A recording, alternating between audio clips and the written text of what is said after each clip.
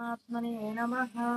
వసుదేవసుతం దేవం కంసచాణూరమర్దనం దేవకీ పరమానందం కృష్ణం వందే జగద్గురుం.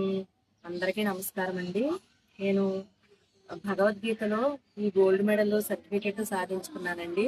గణపతి సచ్చిదానంద స్వామీజీ గురూజీ చేతుల మీదుగా ఈ గోల్డ్ మెడల్ తీసుకున్నానండి.